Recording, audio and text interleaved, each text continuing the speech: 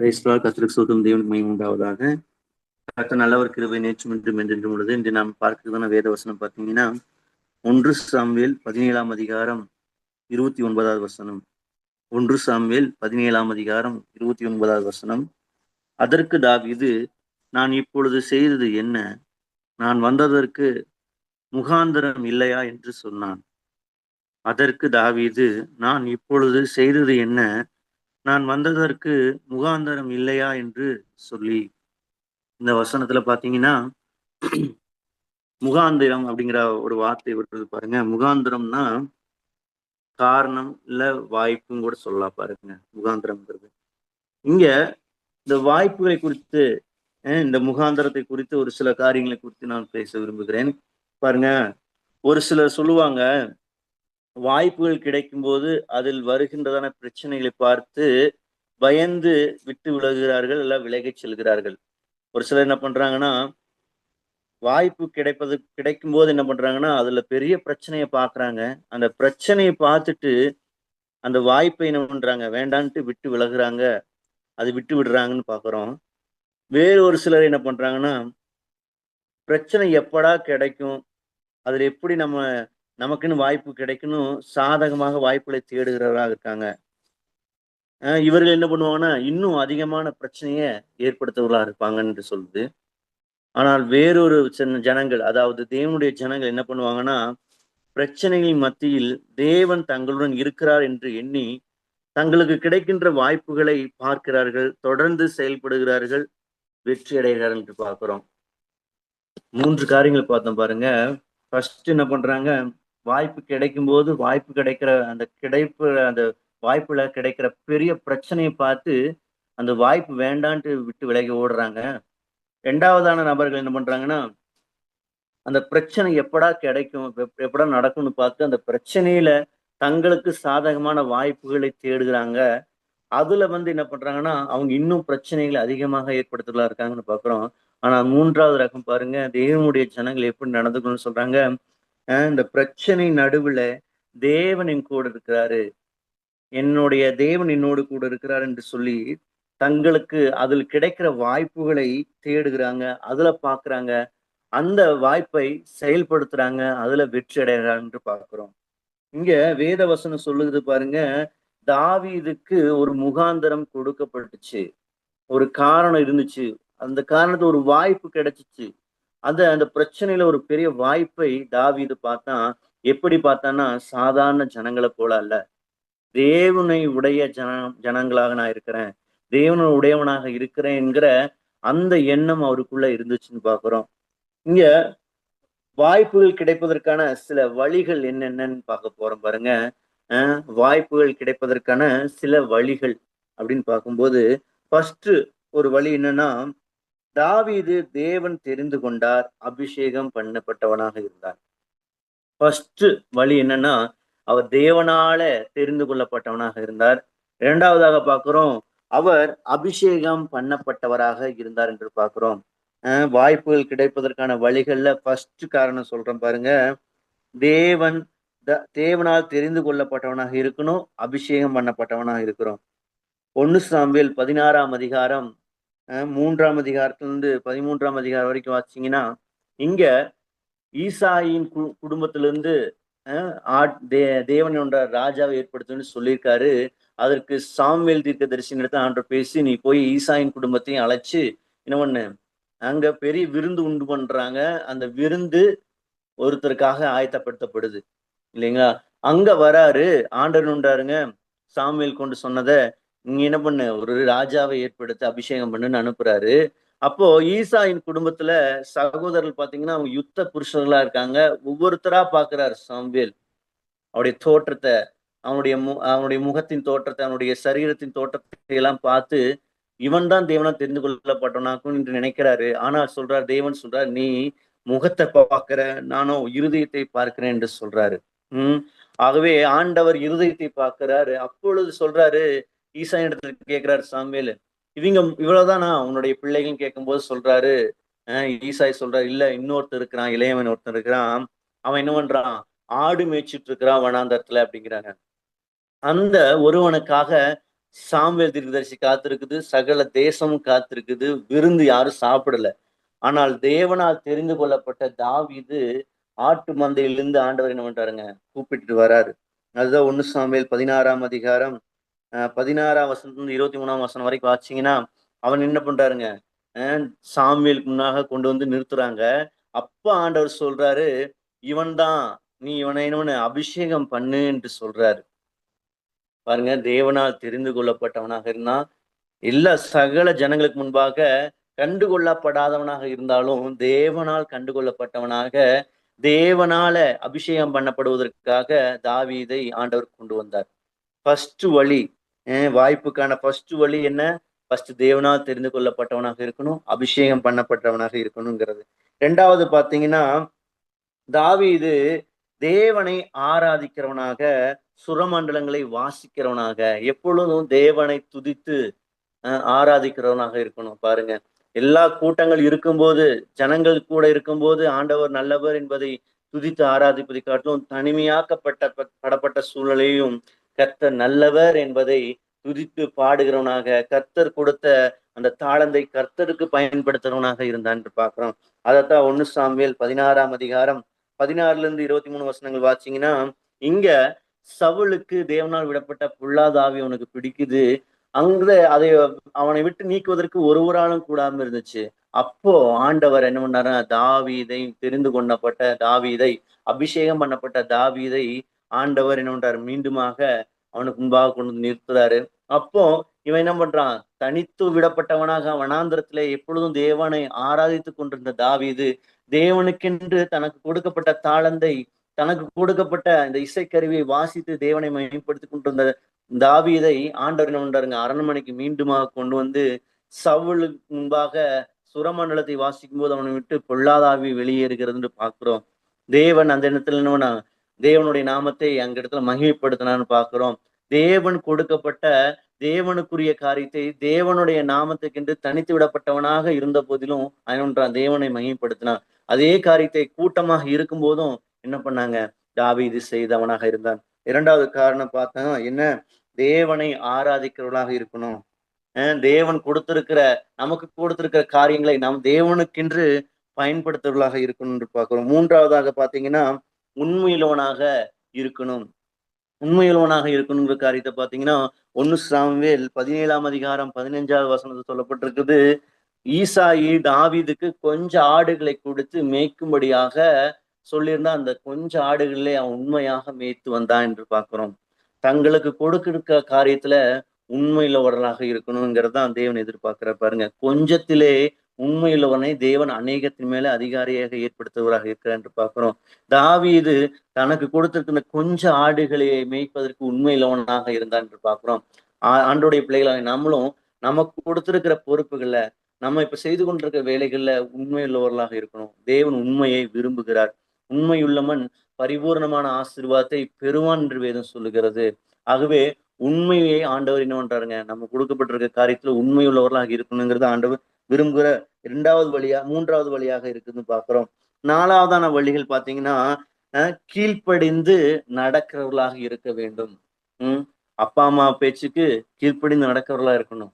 அவங்க சில விதத்துல நம்மகிட்ட அன்பு செலுத்தாமல் இருந்தாலும் கூட, நம்மை கண்டுகொள்ளப்படாதவர்களாக விட்டாலும் கூட, ஆனால் தாயும் தகப்பனையும் கனம் பண்ணுவாயாக என்கிற பிரதான கட்டளை ஆண்டவர் கொடுத்திருக்கார். அது நம்முடைய பூமியிலே வாழ்வதற்கு நீடித்த ஆயுஸ் நாட்களை இன்கிரீஸ் பண்ணும்னு வேதம் சொல்லுது. ஆகவே தாவீது தன்னுடைய தகப்பனுடைய வார்த்தைக்கு கீழ்ப்படிந்தவனாக இருந்தார் என்று பார்க்கிறோம்.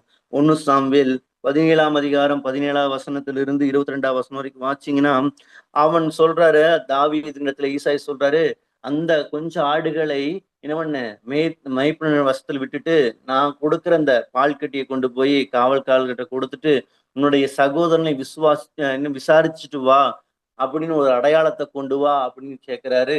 தாவீது என்ன பண்ணாருன்னா, உடன்பட்டு இல்ல நான் செய்ய மாட்டேன் அப்படின்னு சொல்லல. அஹ் அவங்களுடைய அண்ணங்கள் எல்லாமே இந்த யுத்த புருஷர்களா இருக்காங்க. அவங்களுக்கு தேவையான ஆகாரம் எல்லாம் கிடைக்குது. ஆனாலும் தாவீது வனாந்தரத்துல இருக்கிற, அவனுக்கு சரியான ஆகாரம் கிடையாது. அப்படிப்பட்ட சூழ்நிலையா இருந்தாலும் தகப்பனுடைய வார்த்தைக்கு கீழ்ப்படிந்து, அவன் சொன்ன வார்த்தைக்கு கீழ்ப்படிந்து உடனே செயல்படுகிறவனாக இருந்தான். நம்மளே ஆண்டவர் அதைத்தான் எதிர்பார்க்கிறாரு. என்ன பண்றாருன்னா, கீழ்ப்படிந்து நடக்கிறவர்களாக இருக்கணும்னு ஆண்டவர் விரும்புகிறாரு. கீழ்ப்படியும் போது தேவன் உயர்த்துகிறவராக இருக்கிறார் என்று பார்க்கிறோம். தேவனுடைய பலத்த கரத்துக்குள்ள நம்ம அடங்கி இருக்கும்போது தேவன் என்ன வருங்க ஏற்ற வேளையில உயர்த்துவேன் என்று ஆண்டவர் சொல்கிறார். தாவீது தன்னுடைய தகப்பனுடைய வார்த்தைக்கு கீழ்ப்படிந்தவராக இருந்தார் என்று பார்க்கிறோம். அது 4வது வழியாக பார்க்கிறோம். 5வது வழியாக பார்த்தீங்கன்னா, தேவனுடைய உடன்படிக்கையை பெற்ற ஜனங்களாக நாம் இருக்கிறோம். அல்லேலூயா. தேவனுடைய உடன்படிக்கையை பெற்ற ஜனங்களாக இருக்கிறோம் என்று வேதம் பார்க்கிறோம். 1 சாமுவேல் 17ஆம் அதிகாரத்துல 23 26 வசனங்கள் நீங்க வாசிச்சீங்கன்னா, இங்க பெலிஸ்தனுடைய காத்தூர்லானாகிய பெலிஸ்தனாகிய கோலியாத் என்ன பண்றான், சமஸ்த இஸ்ரவேல் ஜனங்களையும் பயமுறுத்தி கொண்டிருக்கிறான். 40 நாள் என்ன பண்றான், பயமுறுத்தி கொண்டிருக்கிறான். இந்த செய்தியை தாவீது கேட்கிறாரு. தாவீது கேட்டு என்ன பண்றாருன்னா, தேவன் மேல வைராக்கியம் உள்ளவராக சொல்றாரு. நீ நீ பண்ற விருத்து சேதனம் இல்லாத மனுஷன், நீயே இப்படி இருக்கியா? நான் விருத்து சேதனம் செய்யப்பட்டவன், நான் உடன்படிக்கை சொந்தமானவன், தேவனுடைய உடன்படிக்கைக்கு சொந்தமானவன் என்று தேவனுடைய உடன்படிக்கையை பெற்றவனாக நான் நிற்கிறேன் என்று சொல்லி வைராக்கியம் உள்ளவனாக இருந்தான் என்று பார்க்கிறோம். அல்லேலூயா. நம்மளுக்கும் இயேசு கிறிஸ்து மேல, இயேசு கிறிஸ்து ரத்தத்தினால உடன்படிக்கை பண்ணப்பட்டிருக்கோம். புது உடன்படிக்கை மத்தியஸ்தராக இயேசு கிறிஸ்து நமக்கு ஒரு புதிய உடன்படிக்கை ஏற்படுத்தி கொடுத்திருக்கார். இயேசுவின் ரத்தத்தினால உடன்படிக்கை தந்திருக்கிறார். ஆகவே எந்த ஒரு பிரச்சனையோ, எந்த ஒரு பிசாசோ, எந்த ஒரு சத்ருவும் நம்மை மேற்கொள்ளவே முடியாது பாருங்க. அப்படி மேற்கொள்ள நினைக்கும் போது சில பிரச்சனைகள் நம்ம நோக்கி பேசும்போது, வியாதியா இருக்கலாம், தரித்திரமா இருக்கலாம், வேதனையா இருக்கலாம், வேற ஏதோ ஒரு பாடுகளா இருக்கலாம். அதெல்லாம் நம்மளை நோக்கி பேசும்போது நம்ம ஒன்றே ஒன்று நினைவு கொள்ளணும் பாருங்க. தாவீது சிறியவனாக இருக்கிறான், சிவந்த மேனி உள்ளவனாக இருக்கிறான். அவனுடைய வளர்ச்சி யுத்த புருஷனுடைய வளர்ச்சி கிடையாது. அவனுக்கு யுத்தத்தில் வல்லவனும் கிடையாது. ஆனால் ஒன்றை மாத்திரம் அவன் தெரிஞ்சிருந்தான். என்னன்னா, நான் தேவனால் உடன்படிக்கை பண்ணப்பட்டவன் என்று. நம்மளும் அதைத்தான் தெரிஞ்சிருக்கணும். நான் இயேசு கிறிஸ்துவின் ரத்தத்தினால, அவருடைய சொந்த ரத்தத்தினால உடன்படிக்கை பண்ணப்பட்டவன். பிசாசு நம்மை தொட முடியாது, வறுமை நம்மை தொட முடியாது, வியாதி நம்மை தொட முடியாது, பிரச்சனைகள் நம்மை நெருங்க முடியாது. காரணம் என்ன? நம்ம இயேசு கிறிஸ்துவின் ரத்தத்தினாலே முழுவதுமாக மறைக்கப்பட்டவர்களாக, முழுவதுமாக மூடப்பட்டவர்களாக, நம்ம உடன்படிக்கைக்கு சொந்த ஜனங்களாக இருக்கிறோம். அல்லேலூயா. அந்த நிலையில தான் தாவீது இருந்தான். நாமளும் அந்த நிலையில தான் பிரச்சனைகளை, சில சூழ்நிலையில் நம்ம எதிர்கொள்ளவர்களாக இருக்க வேண்டும் என்று 5வது வழியாக கற்றுக் கொடுத்தார். 6வதாக பார்த்தீங்கன்னா, தாவீது என்ன பண்ணனா, தன்னைத்தானே பயிற்சிப்பிக்கிறவனாக இருந்தான். பயிற்சிவிக்கிறவனாக இருந்தான். பாத்தீங்கன்னா, தன்னைத்தானே தனிமைப்படுத்தப்பட்ட சூழ்நிலையில அவனை என்ன பண்றாங்கன்னா, பலப்படுத்தி கொண்டே இருந்தான் பாருங்க. எப்படி தனக்கு கொடுத்திருக்கிற சில காரியங்கள்ல தன்னைத்தானே பயிற்சிவிக்கிறவனாக இருந்தான் என்று பார்க்கிறோம். நமக்கு ஆண்டவர் சில காரியங்கள் கொடுத்திருக்காருன்னா, அந்த காரியத்தை அப்படியே செய்யாதபடிக்கு அந்த அந்த அந்த காரியத்தை இன்னும் மேம்பட எப்படி செய்யலாம் அப்படின்னு தன்னைத்தானே என்ன பண்றான், பயிற்சிவிக்கிறவனாக இருந்தான் என்று பார்க்கிறோம். நம்மளும் அதை போலதான் நமக்கு கொடுத்திருக்கிற வீட்டு வேலையா இருக்கலாம், இல்ல பிசினஸா இருக்கலாம், ஊழியமாக இருக்கலாம், எந்த காரியங்களாக இருக்கலாம். அதை நம்ம எப்படி இன்னும் மேம்பட தேவன் விரும்புகிறபடி நம்மை நாமே அதை பரிசீலித்து எப்படி நம்ம அதை இன்னும் இன்னும் பர்ஃபெக்டா செய்யலாம் அப்படின்னு என்ன பண்ணணும், முயற்சிக்கிறவர்களாக இருக்கணும். இங்க இன்னொன்னு சொல்றாங்க பாருங்க, perfect practice make a man perfect என்று சொல்லப்படுகிறது பாருங்க. சிறந்த பயிற்சி ஒரு மனிதனை சிறந்தவனாக மாற்றும் என்று அது சொல்லப்படுது பாருங்க. அப்போ பயிற்சி இல்லாம எதுவுமே என்ன முடியாதுங்க, அடுத்த நிலைக்கு போக முடியாது பாருங்க. நம்ம ஏன் எக்ஸாம்ஸ் எல்லாம் எழுதுறாங்க ஸ்கூல்ல, ஏன் டீச்சர்ஸ், ஏன் ஸ்டூடெண்ட்ஸ்க்கு எக்ஸாம் வைக்கிறாங்க, ஏன் நம்ம ஸ்கூலுக்கு போறோம், ஏன் காலேஜுக்கு போறோம், சில பயிற்சிகளை தேர்ச்சி அடையணும். அந்த பயிற்சிகள் நமக்கு தேவையானது. அதை நம்ம முயற்சித்து அதை நம்ம என்ன பண்ண முடியும், அதுக்கப்புறம் அதை நம்ம படிச்சு மார்க் எடுத்து நல்ல மதிப்பெண்கள் எடுத்து அடுத்தடுத்த நிலைக்கு என்ன பண்ணுதுங்க, நம்மளை கொண்டு போகிறதா இருக்குது. ஆகவே பயிற்சியில நம்ம இல்லாம இருந்தோம்னா அடுத்த முயற்சிக்கு போக முடியாது. முயற்சியும் பயிற்சியும் நல்ல ஒரு நிலைக்கு கொண்டு போகிறதா இருக்குது. தாவீது தனக்கு கொடுத்திருக்கிற காரியத்துல பயிற்சிவிக்கப்பட்டவனாக இருந்தான்னு பாக்குறோம். அவன் சொல்றான், சவுலுக்கு முன்னாடி நீ சின்னவனா இருக்கியே, உன்னால எப்படி முடியும் கேட்கும்போது சொல்றான், தேவன் என்னோட கூட இருக்கிறாரு. ஒரு முறை கரடி வந்துச்சு என் ஆடுகளை பிடிக்கிறதுக்கு, நான் கரடியுடைய வாயை பிளந்தேன். 2வது முறையாக சிங்கம் வந்துச்சு, சிங்கத்தினுடைய வாயை பிளந்தேன்.